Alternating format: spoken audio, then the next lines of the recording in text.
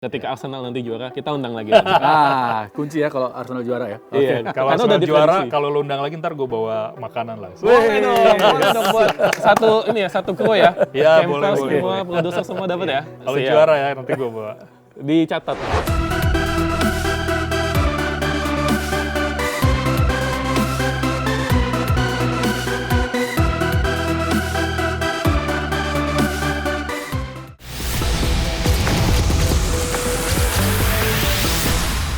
Rizky, Ya. Arsenal juara Liga Inggris nih. Lu sebagai fans Liverpool, ikhlas nggak? Ya ikhlas lah. Orang udah juara mau gimana? Ikhlas Iya, ya? ikhlas nggak? Ikhlas, apalagi gue makin ikhlas nih. Kalau orang yang bilang, kalau Arsenal juara, gue bakal bawa makanan ke sini. Oh iya, ada yang janji sama kita ya? Iya, pertanyaannya ditepatin nggak tuh ya? Kita tanya langsung dah. Ke Bung Edwin. Tenang. Oke. Gua tuh selalu menghormati janji gua. Wis. Jadi gua bawa makanan buat kalian semua yang ada di sini. Arsenal juara. Oke, ini dia makanannya. Aduh, mantap. Gokil nih. Nanti sama-sama makan ya, sama-sama. Bareng-bareng kita. Rame-rame nih. Setelah ini kita makan-makan ya. Makan-makan. Apalagi kalau juara UCL. Makan-makan lagi berarti? Oh boleh diatur. Kalau UCL mah nambah ini ya. Nambah. Levelnya naik ya? Nambah. Gimana, kita dukung Arsenal juara UCL. Enggak, gua PSG gua. Boleh. Di take out. Iya. Nanti setelah ini ya, setelah tag pastinya. Oke. Ini Arsenal ya, juara Liga Champion. Belum. Harapannya Juara gitu Premier kan. League. Harapannya gitu kan harapannya. Iya dong. Tapi gini, di sosmed tuh ramenya gini, banyak yang bilang enggak Arsenal tuh juara Liga Inggris tuh karena set piece FC misalnya, karena ganggu-ganggu Karena kiper. pesaingnya bapuk. Iya, ada yang bilang gitu juga. Iya. Menurut pandangan lu layak nggak sih Arsenal juara? Gini ya, perlu diketahui dulu bahwa gua pun sebenarnya cukup skeptis dengan Arteta. Ya, nggak ada perubahan gitu gua lihat sebelum musim ini. Ya. Itu catatannya. Ya, jadi gua akan meluruskan karena juga banyak beberapa pandit itu ngomongnya pakai logika umum, nggak pakai logika sepak bola. Siapa sih namanya? Nggak usah lah, nggak usah disebut. Ya, biar pokoknya gua coba meluruskan dengan bahasa yang mudah dipahami dan logika sepak bola gitu. Jadi musim ini gua pernah bilang ke kalian kalau nggak salah, kalau Arsenal itu nirgelar, nggak dapat juara apapun, Arteta layak dipecat. Ya, itu betul. Ya. Itu kita udah Gue pernah ngomong gitu kan. pernah diundang di tahun lalu. Kita undang. Jadi ternyata musim ini cukup banyak perubahan yang dilakukan oleh Arteta dan itu membuat hasil-hasil penting di game-game tertentu yang ternyata Arsenal bisa maksimalkan itu. Nah, sekarang gue jelaskan dulu ya secara singkat aja bahwa dalam satu musim full kompetisi, kurang lebih 10 bulan, itu akan ada fase periode di mana setiap tim hampir mengalami yang namanya underperform.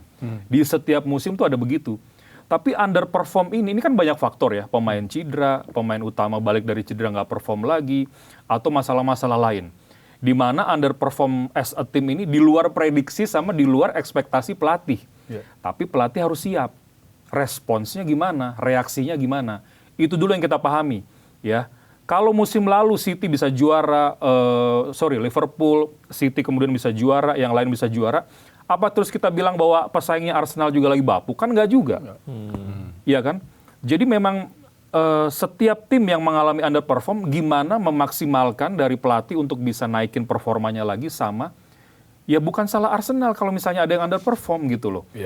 Arteta memaksimalkan itu.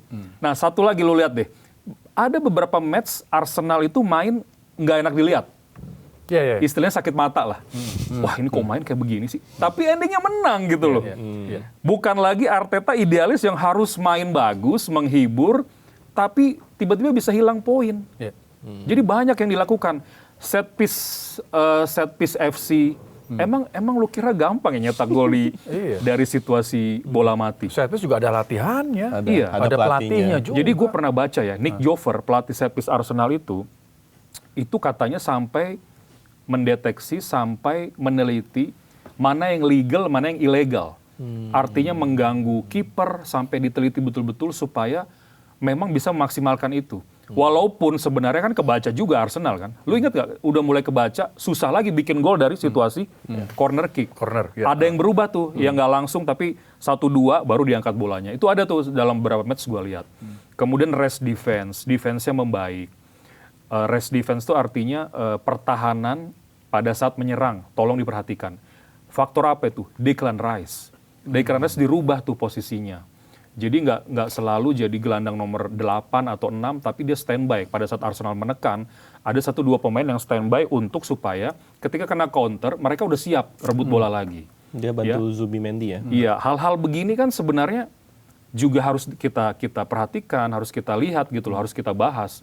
Kita harus terbuka, nggak cuma nyalain tim pesaing yang lagi underperform atau kebetulan. Nggak ada juara yang kebetulan. Ini 10 bulan, 38 pertandingan, punya tingkat kesulitan yang berbeda-beda gitu maksud gue. Tadi lu sebut Zubimendi. Zubimendi itu dalam beberapa match terakhir, gue sebenarnya bete juga, nggak suka juga. Karena dikit-dikit passing ke belakang, cari aman. Katanya gosipnya supaya dia nggak cedera, kepilih tetap di Piala Dunia.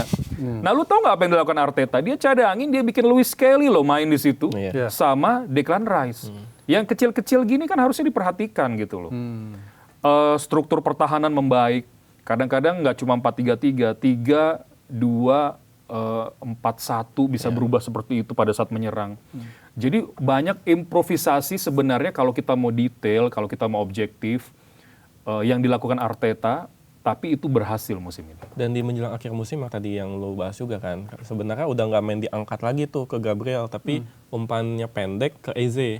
Eze langsung shoot tuh. Nah, Eze punya peran penting juga sekarang supaya pada saat Arsenal menyerang, ada yang bisa langsung bikin sebuah peluang dengan killer shotnya gitu loh. Dari jarak jauh. Iya. Jadi adalah perubahan-perubahan itu yang dimaksimalkan oleh Arteta dan itu berhasil. Padahal sebenarnya Odegaard kan lagi underperform. Nah, dia kasih solusi Eze yang main di situ. Gitu kan. Jadi terus banyak juga yang ngeledek Gyökeres gitu yang bilang ini striker apalah, tapi lu cek deh. Dia berapa gol musim ini? Dia gol terbanyak di Arsenal lah musim ini. Iya, maksud gua orang lupa Drogba aja saat di musim pertama itu lebih sedikit dari Gyökeres loh. Gitu. Jadi hal-hal seperti ini yang sebenarnya mau gua luruskan. Kalau memang Arteta itu nggak improve atau jelek atau apapun itu, gue akan ngomong apa adanya. Tapi memang dia melakukan perubahan kok gitu loh. Tapi Gyökeres waktu lawan Liverpool musim kemarin cukup ngerepotin loh belakang kita itu, ya kan Liverpool kan? Lebih ke Van Dijk-nya udah jelek aja sih menurut gue. Ingat gak waktu di semifinal Arsenal siapa lawannya? Atletico. Itu kan Gyökeres high press-nya bagus banget. Iya. Kalau orang cuma mau ngeliat gol aja berarti ya sepak bolanya pemahaman di otaknya minim gitu. Mungkin gini, ada yang berpikir begini, Gyökeres kan harganya mahal kan harganya. Jika seandainya harganya mahal, cuma buat pressing doang, terlalu mahal gitu. Dibandingin siapa mahal? Sebenarnya kalau dilihat-lihat juga harganya so-so aja kalau melihat harga pemain sepak bola sekarang marketnya. Jadi sekarang dengan kemenangan Arsenal nih jadi juara di Liga Premier gitu ya. Posisi Arteta kalau menurut lu gimana nih? Ke depan. Stay atau out ya? Gua kalau karena udah begini ya harus stay, kita lihat aja. Musim depan tuh menarik loh. Bisa jadi, kan gue sempat bilang, Arsenal hanya butuh 1 gelar prestis aja untuk mentalitinya akan bounce back gitu. Jadi dia akan tampil musim depan sebagai gue juara nih. Udah beda gitu mentalnya. Ditambah Pep itu udah nggak ada gitu. Pep nggak ada, Arne Slot masih mencari bentuknya lagi. Enzo Maresca juga kita tahu kan track recordnya nggak terlalu bagus. Michael Carrick, come on. Apakah dia sudah bisa? Mungkin itu salah satu ancaman, iya. Tapi pelatih-pelatih yang lain, gua rasa harusnya Arsenal mungkin sudah mulai bisa mendominasi. Kalau Arteta masih terus improve ya gitu. Jadi juara Liga Inggris jadi momentum ya sebenarnya buat Arsenal ya? Betul sekali. Momentum untuk paling tidak sekarang betul-betul sekarang tim-tim itu kalau menghadapi mereka tuh udah apa ya istilahnya, gue juara bertahan nih. Nah itu yang nggak banyak bisa dimanfaatin oleh pelatih-pelatih lain gitu ya. Memanfaatkan momentum. Arne Slot lah gimana? Nggak beda. Kalau Slot masalahnya dia tuh ngubah masalahnya. Kan dia waktu tahun kemarin, musim kemarin kan juara, itu kan momentum harusnya. Iya, kan? Masalahnya dia juara kan. Dia ngubah tuh semuanya. Masalahnya sebelum Slot, Kloppnya juga udah bawa Liverpool tuh kuat banget. Udah kuat. Gitu. Kalau ini akhirnya dalam 7 musim selesai bawa gelar juara, tinggal jaga itu gimana gitu. Dan kebetulan udah nggak ada Pep lagi, harusnya Arteta udah lebih leluasa ya gitu. Walaupun nggak mudah gitu. Nanti kita akan lihat lah musim depan akan menjadi sebuah. Nah kalau musim depan nir gelar, nggak ada gelar, 0 gelar, ya pecat gitu. Itu gua gitu. Pecat ya? Pecat. Oke, berarti harus ada juara lagi musim Karena depan. sekarang dengan pencapaian ini dapat hadiah uangnya tinggi sekali loh. Iya. Arsenal itu udah bisa dipakai untuk beli pemain-pemain yang kira-kira untuk dampingi Rice siapa. Bek kanan terutama yang sering bikin fans Arsenal deg-degan itu siapa. Udah tinggal nutup-nutup yang kepingan puzzle-puzzle aja gitu. Nah kita ngomongin champion nih sekarang. Champion ya. Akan lawan PSG. PSG juara bertahan. Iya. Tim dengan penyerangan terbaik ya bisa dibilang ya. Tapi Arsenal juga tim dengan pertahanan terbaik juga. Iya, itu menariknya ya. Lu ngelihatnya gimana? PR besar di sepak bola sekarang itu bagaimana ngebongkar defense yang kuat, yang compact gitu ya. Bukan compactness gitu. Rapat. Kunci rapat kan berarti jaga jarak juga sangat baik. Nah, Arsenal sudah teruji gitu. Lini pertahanan membaik karena tadi gue lupa sampaikan kalau masuknya Gabriel Heinze itu Iya. memang membuat lini pertahanan Arsenal jauh lebih Solid. rapat, lebih solid, lebih agresif juga katanya dan lebih tenang. Itu yang gue baca ya dari beberapa surat kabar lah di Inggris media online. Nah terus PSG tantangan terbesarnya adalah Arsenal ini menurut gue harus fokus konsentrasi betul karena kelemahan mereka sekarang ada di bek kanan. Timber udah bisa main belum sih? Kalau sudah kalau sudah sembuh. Tapi apakah siap main? Gua nggak yakin. Karena lu udah cukup lama nggak bertanding di level tinggi. Oke, udah nggak ada sakit kaki. Tapi kalau lu paksakan langsung main, belum tentu secara level competitiveness itu, ball feeling yang didapatkan dari rutin main di kompetisi bisa kembali secepatnya. Belum tentu. Berarti kalau misalnya Timber nggak bisa main, siapa yang ngisi? Berarti? Mosquera mungkin. Secara defense lumayan sih. Lumayan. Cuma tetap kan yang dihadapin ke Kvaratskhelia di situ. Itu yang Iya. paling susah gitu kan. Itu bola lengket. PR-nya cuma di situ doang sebenarnya. Tapi gue yakin kan mungkin gelandang bertahannya ada yang ditempel di dekat bek kanan gitu. Bakal Lewis Kelly apa Zubimendi? Gua rasa Zubimendi Oh, 60%. balik lagi ya dia. Balik lagi dia ya. Zubimendi Rice. Tapi mungkin Rice juga akan banyak bantu di situ ya. Karena itu nanti akan diekspos banget gitu. Kalau waktu lawan Bayern, PSG itu kan banyak buang bola ke area sisi kanan pertahanan supaya begitu throw in dia langsung pressing di situ kan. Karena yang Banyak orang di situ, karena, overload. Karena yang gue baca dia buat mematikan Olise waktu itu. Iya, nah, Karena itu sisinya Olise kan. betul karena di situ ada Bukayo Saka. Ya, sama ya. Yang pasti akan concern ke situ juga gitu. Jadi memang ini pertarungan yang sangat menarik. Tinggal bagaimana Arsenal bisa fokus nggak kebobolan. Nah, yang bahaya kalau kebobolan lebih dulu. Iya. Pasti keluar menyerang kan buat nyamain kedudukan. Jadi tim itu kalau udah keluar menyerang, itu ada rongga-rongga kebuka gitu. Yang kalau nanti PSG main transisi counter, bahaya lagi. Itu Dembele tuh pinter nyari celah tuh Iya. di titik-titik depan itu. Kalau gue lebih ke Vitinha sama Vitinha. Fabian Ruiz sih. Kalau Arsenal yang unggul duluan, hampir pasti gue yakin Arsenal juara. Gitu ya? Iya, Ayo karena pasti. pasti akan nge-lock defense, PSG nyerang gitu ya dari kalau istilah UK itu dari subuh sampai maghrib gitu katanya. Nyerang, ngurung gitu. Iya. Itu counter Arsenal mantep banget itu. Berarti bisa diambil kesimpulan, siapa yang cetak gol duluan, dia akan juara Liga Champion. Iya, walaupun belum tentu ya. Maksud gue kalau Arsenal. Kalau Arsenal nyetak gol duluan, kayaknya kemungkinan besarnya juara deh. Tapi kalau PSG belum tentu. Belum tentu juga. Belum tentu karena nanti segala macam tuh set piece akan coba dimaksimalin. Walaupun juga nanti PSG itu akan menunggu juga gitu ya. Begitu Arsenal lengah karena mau berusaha nyamain kedudukan, di counter bisa juga gitu. Tapi Arsenal itu kan defense-nya sudah terbukti gitu loh. Gue ngebayangin tuh nanti di final, gol pertama itu di menit-menit 70 gitu. Itu pasti seru loh. Bukan seru lagi, itu kasihan tim yang kebobolan karena waktunya makin tipis buat Waktunya ngejar tipis, gitu. maka dia harus punya beragam cara dong buat bisa menyamakan. Nah biasanya celah-celah yang kosong tadi bisa jadi blunder. Dan juga ada trivia ya, ada trivia sedikit. Jadi faktanya di final Liga Champion itu tim yang kalah itu nggak pernah cetak gol. Terakhir yang cetak gol itu Liverpool waktu lawan Real Madrid yang 2017 apa 18 gitu. Yang Sadio Mane, yang Loris Karius blunder itu. Setelah itu tim yang kalah di final Liga Champion selalu 0 gol. Selalu 0 gol ya? Selalu 0 gol. Jadi siapapun yang cetak gol duluan biasanya menang biasanya. Oh iya, maksudnya pencetak gol itu lebih tinggi probabilitasnya untuk juara UCL gitu kan. Iya. Karena skornya rata-rata 1-0, 1-0, 1-0. Iya, tapi gue salah satu orang yang sebenarnya juga tidak terlalu percaya rekor-rekor begitu. Itu biasanya kebetulan yang berulang aja karena situasi match, materi pemain, tekanan itu selalu berbeda setiap final sih. Jadi mana yang lebih siap dan mana tim yang berhasil memaksimalkan transisi itu punya peluang besar. Sepak bola sekarang bukan tim yang lebih mendominasi, bukan tim yang lebih banyak menciptakan peluang ya, tapi tim yang bisa memaksimalkan transisi. Lu dengan bola ngapain, lu tanpa bola mesti ngapain. Kalau itu efektif, itu punya peluang besar untuk jadi juara nanti. Arsenal titik lemah di bek kanan berarti kan? Bek kanan. Kalau PSG? PSG mungkin gue agak sulit nyari titik lemahnya sih. Ini tim luar biasa sih memang sih. Mentalnya mungkin?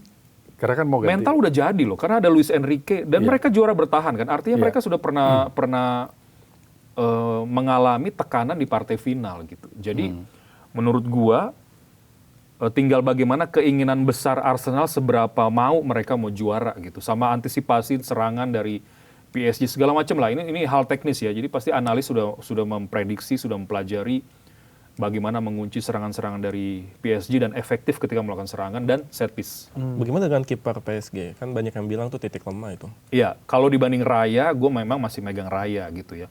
Tapi titik lemah bisa bawa PSG sampai final, di depannya masih ada Marquinhos segala, itu udah oke, menurut gue udah oke banget. Jadi Arsenal juga nggak bisa nganggap, udahlah ini kipernya titik lengah, kita serang aja. Emangnya lu nggak ketemu back-backnya dulu kan gitu. Ya, masih ada Paco, Marquinhos. Iya. Ya, Mungkin pertandingan Chelsea lawan PSG ya bisa jadi salah satu ini ya. 3-0 ya waktu itu 3-0 ya. ya di waktu pertandingan itu kan. Di mana? Di awal kan? Iya. Nggak bisa jadi acuan. Nggak bisa ya? Nggak bisa. Sekarang Arsenal menang lawan Bayern kan? Iya. Pernah menang lawan PSG juga. Iya, fase grup ya? Iya. Fase grup ya. Jadi itu udah kalau karena tekanannya berbeda gitu. Kalau masih di fase awal itu belum sebesar sekarang lah gitu. Tapi yang Chelsea menang sama PSG kan di final juga itu. Itu final Kejuaraan dunia. kejuaraan dunia. Piala antar klub. Enggak lah itu. Itu piala apa gitu. Ya, habis ini Piala bikinan FIFA aja gitu maksud gue yang FIFA Club World Cup kan. Iya. Tapi buat fans Chelsea itu berarti Itu pemain tuh loh. pikirnya lagi pada mau liburan disuruh main bola gitu. Iya, tapi buat fans Chelsea berarti loh. Makanya disebut KJD kan, klub Iya. juara dunia kan. Nggak apa-apa kalau mereka menganggap itu berarti nggak apa-apa juga gitu. Menarik. Nah kita ngomongin pelatih nih. Iya. Kalau di Liga Inggris kan ya, 2 tahun lalu Klopp udah cabut dari Liga Inggris. Betul. Kemudian tahun depan sudah nggak ada Pep. Iya. Nah, sekarang ini apakah jadi satu waktu di mana ini era baru kepelatihan di Liga Inggris? Maksudnya gimana era baru itu? Ya pelatih-pelatih ternama udah nggak ada di Liga Inggris. Jadi Arteta ya pesaingnya tinggal siapa sekarang? Ya harusnya yang diuntungkan Arteta kalau menurut Harusnya gua. Arteta. Kan yang Karena dia yang stable paling kemudian. berpengalaman sekarang, yang paling lama memperkuat atau yang paling lama ngelatih sebuah tim kan. Dibanding yang lain gitu. Tadinya kan Pep. Ya. Dan Pep itu kan mungkin musuh terbesarnya selama ini. Berada di bawah bayang-bayang Pep itu kan sulit sekali sebenarnya untuk bisa mentas lah gitu. Sekarang dia udah juara dengan masih ada Pep, terus musim depan Pep nggak ada. Harusnya Arteta itu sudah bisa mulai mendominasi gitu loh. Maksud gue seperti itu. It should be seharusnya, walaupun belum tentu. Kita nggak pernah tahu nanti Carrick dengan MU seperti apa. Masih ada Alonso juga kan. Xabi Alonso juga. Walaupun ini kan pelatih baru akan sedikit menyesuaikan lagi gitu. Dan mentalitas pemain Chelsea yang banyak ratannya pemain muda, usia muda, sudah cukup belum untuk merasakan tekanan perburuan gelar juara Premier League? Kan kita menurut gue sih belum, tapi mungkin main bagus menjadi salah satu ancaman. Iya. Jadi sebenarnya Arteta tuh diuntungkan musim depan. Gitu loh. Datang sebagai defending champion tuh menurut gue sih udah mentalitasnya udah beda. Apalagi kalau sampai juara UCL. Wis. Gitu. Kita makan-makan lagi. Double momentumnya bagus banget. Berarti bakal back to back ya Arsenal? Liga Inggris? Musim depan. Back to back gak? 70% iya. Wow, 70%. Oke. Sabar ya, fans Liverpool ya. 70% Lu iya. juga. Ya sih gue berharap Luis Enrique jadi ya Liverpool ya. Nah kalau Luis Enrique jadi masuk itu seru. Iya. Kalau misalnya 70% Arsenal bakal back to back, siapa yang bisa ngejegal kira-kira? MU punya Carrick, kemungkinan, Carrick Tapi kan PR-nya dia harus cari pengganti Casemiro kan. pasti bisa lah Bisa ya? pasti. Banyak lah. Oke. MU ya, MU Carrick. Hanya itu aja ya? Enggak lah, masih ada. Ya kita nggak pernah tahu Xabi Alonso kalau tiba-tiba langsung ngecun kan bisa juga gitu. Tapi memang ya harus diakuin ya, kepergiannya... Sorry, Xabi Alonso harus segera ngecun. Sementara di Real Madrid aja tidak menguasai ruang ganti loh. Itu kan tantangan juga tuh di Betul. Chelsea. Nah, sekarang kan bintangnya nggak seperti di Madrid kalau Chelsea. Ya, paling, Ya sih. paling siapa sih? Palmer ya? Tingkat paling ya. keegoannya tidak seperti yang di sana Iya, ya. jadi sebenarnya kemungkinan itu untuk dia bisa bisa menguasai, bisa mengaplikasikan idealisme dia itu tinggi sekali sebenarnya di Chelsea. Berarti Selama diberi kebebasan ya. Berarti tantangan Xabi Alonso ini kan berat banget kan, tantangan Xabi Alonso kan. Kalau tantangannya Igor Tolik nih, penggantinya Bojan Hodak di Persib, bakal berat kan nih? Kalau nanti akan dibandingkan langsung harus juara memang berat ya. Tapi Igor Tolik ini kan salah satu orang yang Asisten. dipercaya betul sama Bojan Hodak dan menjadi diusahakan betul lah oleh Bojan Hodak, rekomendasi yang sangat tinggi pada saat itu karena Bojan Hodak pengennya dia gitu kan untuk jadi asistennya dan itu berhasil. Dan harus diingat pula bahwa Igor Tolik itu sebelum jadi asistennya Bojan Hodak dia adalah pelatih kepala. Jadi secara kualitas, secara kapasitas dia cukup mumpuni sebenarnya untuk menjadi penerusnya Bojan Hodak. Apalagi dia sudah cukup lama lah mengenal Persib, culture-nya semua, budayanya, harus bermain dengan sistem apa. Sudah banyak ilmu-ilmu yang dia serap gitu. Bukan cuma ilmu ya, tapi tekanan. Terus kita tahu bagaimana dia bisa, ingat nggak waktu Bojan Hodak nggak bisa mendampingi Persib? Waktu lawan PSM ya, itu Ada dia laga dia total. bisa menang loh, ya di tengah tekanan yang begitu besar gitu. PSM itu kan salah satu lawan yang paling berat loh. Iya. Di pekan ke berapa ya? 3-3. Ya. 3-3 dia menang loh. Jadi artinya dia sudah punya modal itu untuk bisa menjadi pelatih kepala sebenarnya. Total 3 match ya, Igor Tolik memimpin Persib ya? Gue lupa ya, tapi yang gue ingat waktu lawan PSM. Mungkin sebelumnya ada, tapi gue lupa. Lawan Madura menang, sama lawan Malut United, tapi itu kalah sih, lawan Malut. Iya. Cuma gini, kenapa gue selalu highlight waktu lawan PSM? Karena tekanannya makin besar. Iya. Barba nggak main. Kalau dia draw itu kemudian si Borneo menang bisa kesalip. Itu kan pekan-pekan krusial tuh. Dan dia bisa ngatasin itu, tekanan itu. Bahkan menang Persibnya. Walaupun sebenarnya dia cukup draw aja dia masih mimpin karena Borneo-nya ketahan kan. Di saat yang waktu bersamaan. Ternyata menang. Jadinya bikin peluangnya lebih besar gitu. Walaupun itu kan ditahan Persijap tuh waktu itu, Borneo. Berarti Kalau buat musim depan tuh persaingan 4 besar Di Liga Super League. Super League. Nah. Masih dengan yang sama sekarang? Iya, kalau dari gua itu berharap bisa 7 sampai 8 tim yang bersaing. Ya. Kalau 4 besar kan mungkin kita bicara Persib pasti masih masuk kontender ya. Borneo, Persija, mungkin Malut, ada Dewa juga di sana. Kalau kita mau melebarkan lagi ya Persebaya, Bayangkara, gue sih berharap tim-tim lain seperti PSM mulai menunjukkan lagi kekuatan-kekuatan di awal musim dengan perekrutan pemain yang pas. Jadi kalau lu cuma bicara 4 besar mungkin nggak jauh-jauh dari situ. Tapi gue pingin tim tadi yang gue sebutkan bisa terus menguntit lah, mempersulit Persib untuk tidak semudah yang sebelum-sebelumnya. Kalau dibilang kan tahun ini sebenarnya juga Persib kesulitan ya, karena sampai pekan terakhir gitu ya. Tapi lu lihat deh, dari sejak pekan 32 ketika Persib menang lawan Persija, udah selesai. Maksudnya cuma tinggal Persib, Borneo aja. Nah, gue pingin sampai pekan terakhir, kalau perlu sampai 4-5 tim yang bersaing gelar juara. sampai hari terakhir ya, Sampai hari terakhirnya kan udah musim ini. Iya. Tapi jumlah timnya yang bersaing diperbanyak. Gitu. Tapi sebenarnya kan dengan kepergiannya Bojan Hodak membuat kekuatan Persib bakal berkurang nggak sih sebenarnya? Meskipun dia masih di Persib ya dia. Bisa iya, bisa enggak. Ya bisa iya, bisa enggak. Gue kemarin juga sempat ngobrol sih sama Boboto. Gue bilang gini, bukan jaminan Igor Tolik pasti gagal. Iya betul. Bukan jaminan juga Igor Tolik pasti juara. Ya, jadi ditunggu aja. Tapi penunjukan ini langkah yang tepat. Karena dia yang paling mengenal Persib sekarang. Kalau Persib menunjuk pelatih baru lagi, seperti mulai dari nol. Gitu loh. Sistem bisa berubah, pemain bisa berubah, gaya main bisa berubah, kan gitu. Nah sekarang gua rasa, kalaupun ada perubahan nggak banyak yang harus dirubah gitu. Mungkin nanti akan terjadi diskusi, karena kan Boyan Hodak kan technical advisor ya, penasihat teknis.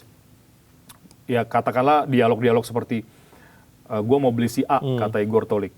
Nanti Boyan, kalau gue sih kurang setuju, tapi sekarang lu pelatih kepalanya. Ya silakan aja. Nah yang kayak gitu-gitu tuh yang menarik nanti. Bisa jadi dia nurut, atau dia karena dia sudah punya peran yang lebih besar sebagai pelatih kepala, dia akan bilang, oke, gue tetap beli. Risiko di gue gitu. Tapi dengan peran barunya Bojan Hodak, sebenarnya seberapa besar pengaruh dia untuk Persib? Iya, artinya Sejauh dia mana dia? masih bisa memberikan sebuah nasihat-nasihat yang bisa membuat Persib makin konsisten, ya.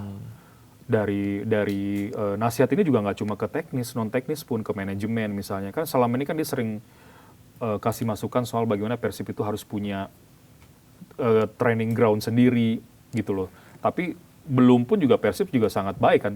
Karena Persib ini kan ekosistem sepak bolanya kan luar biasa bagus ya. Finansialnya sehat, fansnya basisnya paling besar di Indonesia. Satu Jawa Barat ya? Iya, manajemennya juga profesional, sponsornya banyak gitu. Itu udah kemana-mana efeknya. Minimal nggak telat gaji kan gitu. Emang ada yang telat gaji ya? Ya nanti lu cari tahu sendiri aja.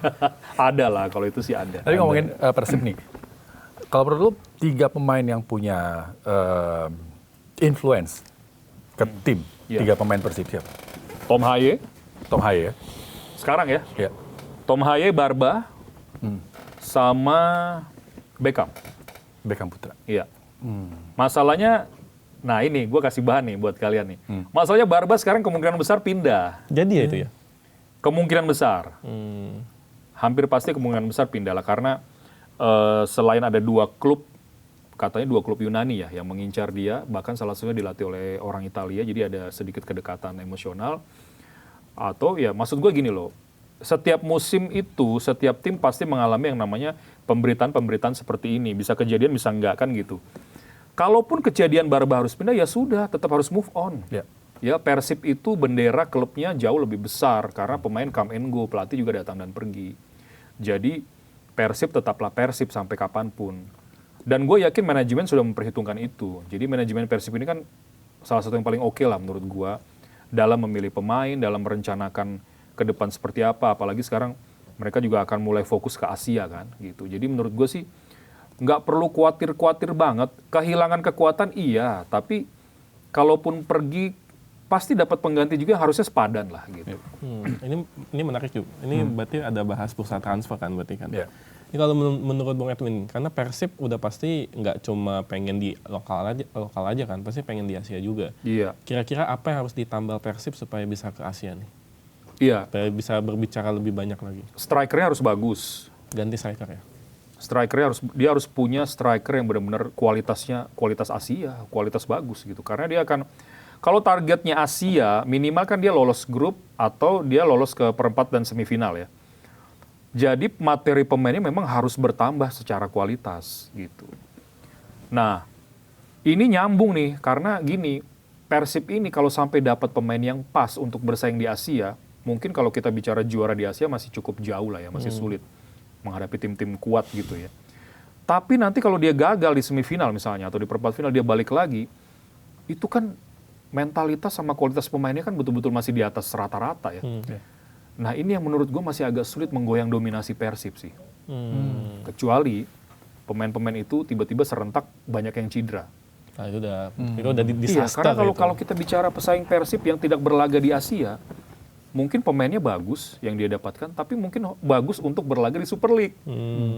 Gitu loh, ngerti maksud gue ya? Iya. Sementara Persib itu karena sudah fokus di Asia, begitu misalnya balik lagi, berlaga lagi, dan selama bisa membagi rotasi dengan sangat baik, masih sulit Persib itu sebenarnya. Apakah itu artinya Persib harus cari pemain di luar Super League? Maksud gue gini, Coro, kalau itu udah pasti. Pasti ya itu ya? Pasti, maksudnya gini, kalau dia dapat pemain yang berkualitas, kan dia bisa compete kan, bisa bersaing di Asia. Sementara lawan di Asia, kan lebih bagus-bagus gitu Iya loh. sih. Iya, iya. Dibanding Super League kan. Iya. Nah, nanti kalau misalnya dia balik lagi ke Super League kayak musim inilah, dia gagal di fase knockout, dia balik ke sini, mentalitasnya udah jadi, dia sudah terbiasa lawan tim-tim yang lebih kuat gitu loh. Itu aja strikernya masih dalam tanda kutip pas-pasan lah. Gimana kalau dia dapat yang gacor? Nah. Misalnya Ayman Hussein gitu, striker Irak. Yang istilahnya di level Asia dia bisa jadi top skor. Ketemu back Super League. Coba. Aman ya. Aman. Bukan aman. Gacor lagi, malah lebih. Paling lawannya Rizky Ridho paling. Itu pun juga. Dia udah pernah menang kan sama Iya, Rizky Ridho. artinya yang bisa menyaingi kan nggak banyak. Iya. Ya, Ridho oke mungkin bisa menyaingi 1v1-nya gimana, duelnya gimana. Tapi begitu tim-tim ketemu yang ini kan makin makin gokil lah gitu. Minimal kelas Ayman Hussein ya, minimal ya. Iya, kalau mau cari yang gacor di Asia ya minimal sekelas itu. Jadi cari strikernya nanti yang levelnya udah di Asia ya. Iya, nggak nanggung. Tapi kalau di Super League sendiri, yang cocok siapa striker yang masuk radar, Bung Edwin? Peralta, Dia rumornya kencengnya banyak ya. Ada kemana-mana dia rumornya nih. Peralta, tapi dia juga bukan striker murni ya. Iya, bukan. CDB juga bukan striker murni. Cuma maksud gua kalau itu ke Persib sih, ya ngeri juga sih gitu. Ya, ya. Siapa lagi? Alex Martin menurut gua di Super League oke, tapi di Asia belum tentu.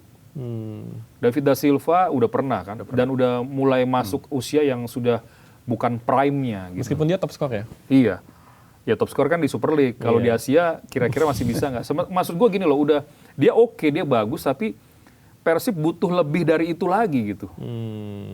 Atau mungkin oleh Romani mungkin kalau dipulangkan ke sini. Boleh juga, Itu menarik ya. bisa juga. Tapi oleh Romani, Ayman Hussein, gue milih Ayman Hussein. Lebih teruji gitu. Iya Iya, sih. lebih teruji, ya kan? Benar. Ini luar biasa ya Persib ya. Ini peluangnya untuk bisa 4 kali juara. Asia juga lumayan kencang. Cuma mungkin masalahnya Bojan Hodaknya pergi. Masalahnya nih. Bojan Hodak perginya kenapa sih sebenarnya? Ya kalau dari apa yang disampaikan oleh Pak Haji Umuh itu, gue sih yakin nggak semua tersampaikan. Mungkin juga karena omongan dari Boyan ya, yang merasa ada masalah personal dan masalah kesehatan gitu loh. Sekarang kalau sudah masalah itu yang disampaikan, sulit ditolak juga kan gitu. Apalagi kalau udah nyinggung-nyinggung masalah kesehatan gitu. Tapi menurut gue ya, itu dia pas aja sih mundurnya. Lagi di prime-nya dia bawa terakhir tripit gitu, hat-trick juara, benar-benar pas lagi di atas. Itu ninggalin legacy banget sih. Iya. Menurut gue sih Persib udah harus memberikan sebuah penghargaan tuh, entah itu bikin patungnya mungkin atau apa. Karena itu rekor loh. Dan materi pemain berubah musim ini ya. Kan gue sempat bilang kan, by system mainnya berubah lagi dibanding musim lalu waktu juara. Jadi ada improvement yang dilakukan oleh Boyan Hodak yang sangat baik. Sampai gua bercanda kadang-kadang di sosmed gua, mendingan Arteta digantiin Boyan Hodak aja tuh. Wah, pada ketawa semua anak-anak tuh kalau anak-anak Arsenal gitu kan. Kebetulan Bercandaan gua iya, ya, sarkas aja gitu. Ya kebetulan Persib sama Arsenal nih sama nih. Sama-sama juara, punya pertahanan yang bagus juga, ya Iya. kan? Artinya apa? Sepak bola itu memang defense itu penting banget, Cor. Oh. Defense itu penting. Tapi nanti kan ada yang bilang, sepak bola bukan pragmatis. Kita harus nyerang kita. Kalau kebobolan 3, cetak 4 kan menang kan? Sekarang Bapak Total Football aja salah satunya Louis van Gaal aja main pragmatis kok. Iya. Di Piala Dunia. Yang penting Iya, dapat gol, iya sih. menang. Sebenarnya iya, Iya kan? maksud gue dalam situasi match-match tertentu kita tuh nggak perlu main harus selalu menghibur dan indah, tapi tujuan akhirnya tercapai, gitu loh. Kan musim ini Arsenal pun juga kayak Persib deh. Musim ini nggak selalu setiap main menang mainnya juga nggak enak dilihat kan. Ada yang mainnya juga bagus kan. Ada. Tapi kan nggak bisa setiap match begitu, banyak faktor, gitu. Sementara lu butuh konsisten meraih hasil terus bagus supaya apa? Supaya bisa juara. Gitu. Yang penting konsisten itu ya. Iya. Konsisten ini juga yang dicari sama John Hetman gak sih? Makanya timnas nih akan uji coba melawan Oman dan juga Mozambik. Mozambik. Lu pernah dengar nggak Mozambik? Oh iya, kalau secara negara pernah. Pernah Cuman ya? timnasnya Belum ya? belum. Maksudnya belum pernah Kalau lihat. secara peringkat dia di atas ya, Tetap di atas. masih di atas. Jadi ini uji coba yang bagus sih menurut gua untuk ngetes beberapa kemampuan pemain yang dipanggil ya oleh John Hedman. Jadi kan gue sempat bilang kemarin ya, salah satu masalah John Hedman sekarang adalah pemain naturalisasi kita tidak dalam top performnya sekarang. Rata-rata menurun ya? Rata-rata menurun. Itu menurutnya kenapa sih? Ya macam-macam faktornya. Indikatornya kan pertama pemain menurun itu nggak dapat jam terbang, nggak dapat jam main. Banyak, atau jadi cadangan, atau nggak dapat tempat main di liga-liga yang top di Eropa, kemudian balik ke Super League, which is nggak apa-apa juga, karena masih jaga level fitness, level competitiveness-nya. Tapi itu kan maksud gue kalau mereka tetap masih bisa bersaing di sana, tetap terjaga gitu kan, kualitas yang di titik itu gitu. Makanya kemarin tuh gue sempat bahas, yang terakhir kita itu gue sempat diserang netizen tuh, gara-gara membandingkan dengan STY. Maksud gue gini loh, memang betul lah dibilang STY itu yang membangun pondasi, bahkan dari minus bukan dari nol ya. Itu betul. Tapi netizen tuh harus paham, waktu angkatan-angkatan pemain naturalisasi itu datang, itu mereka lagi di top-topnya performanya gitu loh. Ya kan lagi bagus-bagusnya. Nah yang lagi di top-topnya itu sekarang coba deh, kan lagi menurun sekarang. Ini PR-nya John Hedman. Tapi kejadian, maksud gue gini, dinamika pemain timnas naik turun itu biasa. Ya di negara-negara yang sepak bolanya maju itu biasa. Karena nanti yang turun dicoret aja. Sampai lu naik lagi, perform lagi, baru nanti gue panggil ya, kata pelatihnya gitu. Sekarang lu gue coret dulu. Lah kita kan nggak ada, kita itu aja pemainnya gitu loh maksud gue. Makanya itu paham ya? Itu pentingnya pool pemain yang luas. Iya, jadi memang kolamnya itu harus besar. Jadi pemain yang berkualitas tuh harus banyak. Harusnya mikirnya ke arah sana udah sekarang. Gimana membentuk pemain dengan kualitas yang bagus tapi banyak, kayak di Jepang, kayak di Uzbekistan. Gak usah jauh-jauh ke Eropa, itu udah pasti. Jadi kalau kolam pemain kita besar, banyak, ya udah tinggal panggil aja yang bagus-bagus udah. Timnas tuh begitu. Timnas itu adalah tempat terakhir pemain-pemain yang bagus di kompetisi dipanggil. Yang terbaik ya. Iya, bukan yang itu lagi yang dipanggil. Ngerti maksud gue ya? Kalau lagi menurun, masa lu panggil? Tapi kan nggak ada pemain lagi. Nah, itu dia lo dilemanya. Netizen nih kadang nggak pahamnya gini. Jangan bandingkan, emangnya John Hedman nggak dibantu juga sama pemain naturalisasi? Oh iya, memang dibantu. Pertanyaan gue adalah pemain naturalisasi sekarang, waktu di era STY itu lagi bagus, emang kualitasnya masih sama nggak? Coba jawab gitu maksud gue kemarin. Itu yang kadang-kadang membuat kita kadang nggak berpikir secara logika sepak bola gitu. Tapi kan fans itu kalau nonton bola pengennya nonton pertandingan yang menarik gitu kan ya? Pasti. Iya kan? Pasti. Nah, dengan pemain yang begitu aja, kurang kerja keras apa itu John Hedman untuk bisa memaksimalkan performa mereka as a unit gitu, as a team, supaya tampil juga masih dalam standar yang tinggi. Kemarin waktu uji coba, oke nggak mainnya menurut lo? Bagus. Secara kan? permainan bagus. Secara permainan oke. Dia bisa maksimalkan itu, artinya ada improvisasi-improvisasi dari sisi game plan, dari sisi tactical. Makanya gue bilang, gue salut sama John Hedman. Dengan pemain yang ada, dia bisa coba maksimalkan gitu loh. Salah satunya Beckham Putra kan. Dia bisa muncul mencetak gol. Iya. Itu jadi, wah itu momentum bagus buat dia ya. Bisa ningkatin percaya diri lagi gitu. Salah satu pemain lokal yang mencuat ya. Bersama Bojan Hodak, dan dia membuktikan diri bersama John Hedman dia. Bojan Hodak? Iya kan. Beckham. Iya. Ya artinya dia udah lebih pede, dia di Persib dapat jam terbang bermain dengan durasi yang menit bermain yang cukup, dan itu terpanggil kan. Karena gini, memang prestasi puncak pemain profesional adalah terpanggil ke timnas. Karena timnas sekali lagi adalah sekumpulan pemain-pemain terbaik yang berlaga di kompetisi. Itu esensi pemain timnas. Ini menarik nih. Berarti kan pemain yang dipanggil timnas ini adalah pemain terbaik. Sedangkan kita tahu di Super League musim ini, kiper dengan clean sheet terbanyak adalah Teja Pakualam. Iya, tapi nggak dipanggil. Iya, berapa? 18 clean sheet kalau tidak salah. Itu mengalahkan rekornya Yu Jae-hoon bahkan. Iya, betul. Dia terbaik tapi dia tidak dipanggil. Nah itu kenapa tuh? Iya, menurut gua sih karena stok kiper kita melimpah itu, Cor. Jawabannya simpel aja. Walaupun menurut gua seharusnya mungkin dia masuk lah bisa menggantikan Cahya Supriyadi. Atau mungkin Riyandi, karena kan timnya degradasi kan. Iya, kan gini, kan kiper ini kan sekarang banyak nih, ada Cahya Supriyadi, Emil Audero, kemudian Martin Riyandi Paes, juga, ya. Nadeo, Martin Paes gitu ya. Memang seharusnya dia bisa masuk di antara itulah gitu. Cuma gini, nah ini juga pemahaman sepak bola lagi-lagi. Kenapa kiper bisa dikatakan bagus? Banyak faktor. Jangan-jangan backnya juga bagus. Ya. Gitu loh. Ini yang kadang-kadang kita miss gitu. Jangan lupakan juga bahwa ada kiper yang kebobolan banyak, tapi save-nya juga banyak. Ada itu kayak gitu-gitu penilaiannya. Jadi kita serahin aja ke tim teknis, meskipun ini bisa diperdebatkan, gua nggak terlalu masalah. Karena yang dipilih pun juga kiper-kiper bagus. Walaupun Teja layak masuk gitu ya. Yeah. Menurut gua Teja layak masuk, menggantikan salah satu dari Riyandi atau Cahya Supriyadi. Karena Cahya Supriyadi masih muda gitu loh. Jadi kalau ini gue nggak terlalu pusingin karena nggak mungkin juga Teja geser Martin Paes sama Emil Audero kan. Kecuali yang dipanggil cuma Riyandi, Nadeo, Cahya Supriyadi.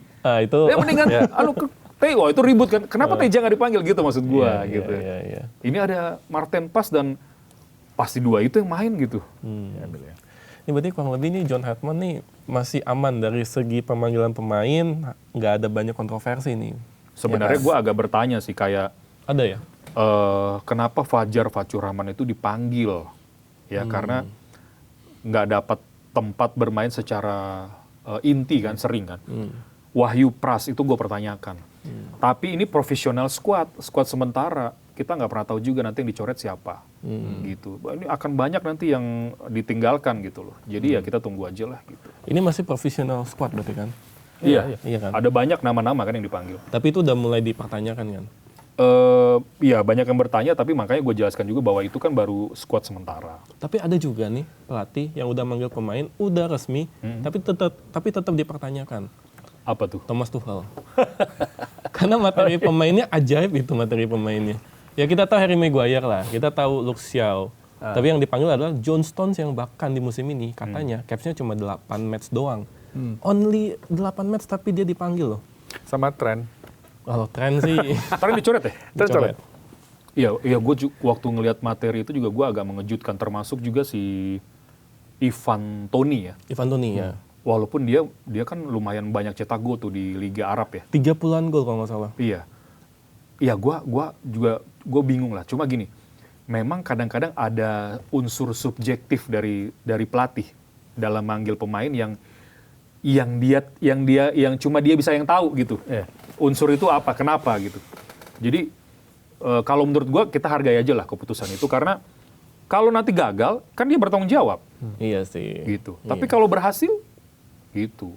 Ivan Toney itu katanya karena dia jago penalti katanya. Ya kalau jago penalti juga Harry Kane gue juga bisa penalti gitu maksud gue. Kalau Palmer juga jago penalti nggak dipanggil kan. Iya. Henderson masuk loh. Nah itu juga jadi pertanyaan. Iya, Henderson masuk. Dengan usia yang sudah ya tidak bisa dibilang prime ya. Iya, Gitu ya. Kalau buat gua kontroversi itu akan selalu ada dari pemanggilan pemain. Tapi kita nggak pernah bisa tahu unsur subjektivitas pelatih. Mereka yang tahu kebutuhan tim. Contoh Henderson gue baca juga katanya unsur leadership diutamakan gitu katanya. Kalau leadership kenapa nggak Maguire yang dipanggil? Kan Ya, gitu kan. kan kualitas pemain bertahannya juga mungkin cukup banyak juga sehingga itulah yang dipilih gitu. Jadi sulit lah untuk kita menilai hal-hal seperti itu memang apalagi Thomas Tuchel ya yang kadang-kadang nggak ketebak gitu. Tapi kalau leadership antara Henderson atau Maguire, mending Henderson sih. Iya, Ya, kalau karena- gue Henderson. Henderson. Ya karena lu Liverpool. Bukan waktu zaman dia di, ya oke lah. Maguire itu waktu Masih bias lu pasti. jangan deh. Ntar gue diserang. Dan pasti cadangan kok. Iya. Kan ada Declan Rice. Iya. Malah gue kaget Eze dipanggil loh. Ya, Eze tuh bagusnya terakhir-terakhir aja. Ya, Gitu. Ya mungkin karena mental kali ya. Mungkin karena dia habis juara kan bersama Arsenal kan. Gak tahu gue karena apa, tapi apa ya? Kalau gue jadi Tuchel sih gue nggak manggil. Gue nggak manggil Eze. Yang menarik tuh Kwanza dipanggil tuh. Kwanza. Iya, Kwanza. Tapi Kwanza emang bagus. Ya, tapi kan Di Leverkusen lagi- kan, lagi bagus. Dibanding Maguire ya, mendingan Maguire itu harusnya. Secara pengalaman ya. Iya, Secara makanya. pengalaman ya. Ya, tapi emang nggak ini ya. Sama kayak Brasil juga kan. Ancelotti juga dikritik juga kan. Joao Pedro 20 gol di Chelsea juga. Iya, itu mengejutkan. Tapi lagi-lagi ya bahwa sulit lah. Gue juga kadang-kadang suka bingung aja gitu. Dasar pemanggilan itu apa. Jadi kalau lu jadi pelatih baru ngerti kayak nanti baru paham gitu. Unsur-unsur kayak gitu tuh ada aja gitu. Tapi memang menariknya masalah pemanggilan pemain ya. Kalau nggak salah, ini kalau misalnya gue salah nanti Bung Edwin koreksi ya. Iya. Kalau nggak salah waktu Spanyol juara Euro 2008 si Luis Aragonés, Raul. dia nggak panggil Raul loh. Iya. waktu itu. Kalau itu jelas. Iya itu kan. Karena itu pemecah ruang ganti ya. Jadi kadang-kadang pemain lebih terganggu lah dengan sosok senioritas Raul yang terlalu mengatur juga gitu. Kalau itu jelas, itu gue paham banget. Dan itu perjudian yang sangat besar memang waktu itu. Karena kalau sampai gagal pasti Aragonés disalahin banget. Abis kan pasti. Iya. Tapi Aragonés juga tahu bahwa untuk bersatu mungkin dia tidak perlu Raul. Nah itu kayak gitu-gitu tuh penting banget. Nah, balik lagi Inggris nih. Timnas Inggris dengan skuad pemain yang seperti itu. Itu kira-kira di Piala Dunia sampai kemana tuh perjalanannya nanti? Tapi kalau Southgate kemarin kan waktu di Piala Eropa lumayan lah ya. Iya, Southgate tuh meskipun mainnya juga pragmatis gitu, banyak orang bilang sakit mata nonton dia, tapi bisa semifinal. Kalau Inggris di Piala Dunia nanti menurut gua faktor terbesarnya tetap Thomas Tuchel sih. Thomas Tuchel. Iya. Tapi kalau ditanya sampai sejauh mana, perempat final aja menurut gua udah bagus. Perempat final udah bagus. Udah bagus. Perempat final, bukan calon juara. Dengan materi pemain itu ya. Itu perempat finalnya menurut gue udah bagus. Tapi kalau tiba-tiba dia lolos semifinal, faktor terbesarnya adalah Thomas Tuchel. Ini orang pinter banget menurut gue. Tapi kan latih klub dan timnas beda dong. Memang beda. Tapi Thomas Tuchel itu salah satu pelatih yang gue senang lah. Adaptif terus stick sama pendiriannya. Skemanya dia kadang-kadang bisa fleksibel gitu. 3-4 ya, 4-3-3, 3-4-3 itu dia pinter lah di hal-hal detail-detail seperti itu. Gitu. Ini pelatih yang bikin Klopp agak susah juga sih, selain Pep. Ingat nggak? Iya kan? Dan dia juara Liga Champion ya. Sama Chelsea. Sebelumnya juga final sama PSG sebelumnya. Jadi pengalaman itu oke banget. Malah menurut gua misal yang cocok gantiin Arteta siapa? Gua Thomas Tuchel. Salah satunya. Thomas Tuchel ya. Wow. Ini kalau dari bracket ya, dari bracket kebetulan dari tim kita udah coba menganalisis kalau seandainya tim-tim unggulan itu juara grup, Inggris kemungkinan akan bertemu Brazil. Brazilnya Ancelotti di 8 besar. Ah itu seru. Itu seru. Karena Brazil itu sekarang secara skuad juga nggak mewah-mewah amat. Iya. Jadi dua tim yang sebenarnya digendong sama dua pelatih masing-masing gitu menurut gua. Jadi tinggal kejelian pelatih aja itu nanti. Kalau udah Brazil ketemu Inggris. Tapi kalau lu tanya skuadnya lebih bagus mana, sedikit lebih unggul Inggris kalau gua. Tetap Inggris ya. Iya. Ya, Declan Rice, Harry Kane, Bukayo Saka, yang benar-benar kalau Harry Kane kan mungkin ini event besar terakhirnya kan, dia pasti akan serius lah gitu. Kalau Belanda gimana? Belanda ini pemainnya Coro nggak dipanggil nih. Siapa? Gakpo. Gakpo masuk. Ya? Masuk Gakpo ya? Masuk. Frimpong yang nggak ada. Frimpong yang masuk ya. Belanda itu, aduh. Nah, kebetulan Bung Edwin adalah fans Belanda kebetulan. Ya namanya gue mendukung Belanda sih, gue berharap sejauh mungkin kalau perlu juara gitu ya. Tapi berat juga sih karena materi pemainnya itu agak-agak nanggung juga gitu sebenarnya. Jadi ya kita lihat aja ini juga Ronald Koeman apalagi selalu pakai 4-3-3 gitu ya, nggak pernah mau coba formasi lain seperti Van Gaal gitu. Jadi tinggal kita lihat aja apakah memang kalaupun nanti bisa melangkah lebih jauh ya juga mungkin karena lawan itu banyak melakukan kesalahan sih gue rasa sih. Berarti bukan calon juara? Enggak. Oke, kalau gitu. Tapi secara prediksi kan katanya Belanda juara ya 2026 ada tuh. Iya, ada. Siapa? Ada, iya, gue pakar ekonomi. Iya, dia selalu tepat kan. Kalau memprediksi selalu tepat dari 2014 kalau nggak salah. 14 dia selalu tepat dengan perhitungan data gitu ya. Gue kaget juga tuh begitu dia bilang 2026 Belanda gitu. Gue sih amin-amin aja. Cuma ini bener nggak gitu? Perhitungan matematik gitu kali ini. Iya, dari ekonomi gitu ya. Sisi ekonomi gitu. Dari sisi ekonomi matematika katanya Belanda juara. Tapi kalau gue pas hitung bracketnya, dia bakal dihadang sama Prancis. Belanda. di 8 besar. Prancis juga mewah ya. Mewah Pemain-pemain. banget. Dengan ya. catatan dia juara grup ya, dengan catatan. Si Prancis dan Belanda. Iya. Iya, Ya, kalau itu. ketemu Prancis berat sih. Nah itu bingung Tapi tuh. bola lah. Nggak, apapun bisa terjadi lah. Oke, kalau ini gue udah sampai di pertanyaan terakhir gue nanti dari lo. Kalau misalnya Belanda dan Inggris tadi bukan calon juaranya versi Bung Edwin ini siapa? 4 tim nih. Prancis, Argentina, Portugal, satu lagi mungkin Spanyol. Portugal, Argentina, Messi, Ronaldo ya berarti ya. Iya. Nggak, Portugal lagi gokil pemainnya. Lagi nongol, maksudnya golden generation sih kalau gue bilang sih. Portugal lagi, wah gila sih pemain-pemainnya. Kalau dari bracket tuh, kalau misalnya dua-duanya aman tuh juara grup ketemu 8 besar. Yang 4-4 tadi? Enggak, Messi sama Ronaldo tadi. Wih, seru. Portugal, Argentina. Iya. Kalau Prancis, Spanyol kemungkinan ketemu semifinal. Salah satu baru ke final. Iya berarti Dari finalnya bracketnya itu. Portugal, Prancis. Portugal, Prancis. Dari lu terakhir. Portugal, Prancis. Oke, kalau gue sih ini sih. Di setiap Piala Dunia itu kan selalu memunculkan bintang baru tuh. Oh iya. Iya kan? Nah kalau menurut Bung Edwin nih, dari semua pemain-pemain liga top-top yang bermain di Piala Dunia, siapa nih kira-kira 2 atau 3 lah bintang yang bakal moncer nih? Mungkin ada Julian Alvarez ya, Wih, ya. Argentina ya. Argentina. Bisa jadi Bellingham, Tapi Inggris. di Madrid lagi jelek ya dia ya. Iya, cuma bukan patokan juga sih. Kadang-kadang nongol aja gitu. Terus Luis Diaz, Kolombia, bisa juga jadi. Iya, Luis Diaz ya. Udah bukan Liverpool. Iya nggak apa-apa, masih bagus mainnya. Oke. Kolombia 3 ya? itu ya. Iya. Terus Portugal, gua rasa ada 1-2 pemain nanti mungkin yang akan muncul ya. Yang maksudnya bukan Ronaldo lagi gitu, tapi bisa aja siapa, Vitinha atau mungkin Ada João Neves ya. iya, bisa jadi. Nggak pernah tahu tuh yang gitu-gitu. Kadang-kadang ada satu pemain juga bisa muncul dari negara yang nggak diperhitungkan, dari kuda hitam. Itu juga bisa jadi tuh, kayak gitu-gitu. Kita nggak pernah tahu tuh. Itu seru. Kalau negara kuda hitam siapa yang bakal mengejutkan? Wah ini susah juga nih. Kuda hitam mungkin dari benua Afrika, mungkin Apa- Kolombia. Kolombia. Ya. Ya, Kolombia lumayan kuat ya Kolombia ya. Bukan Jepang ya.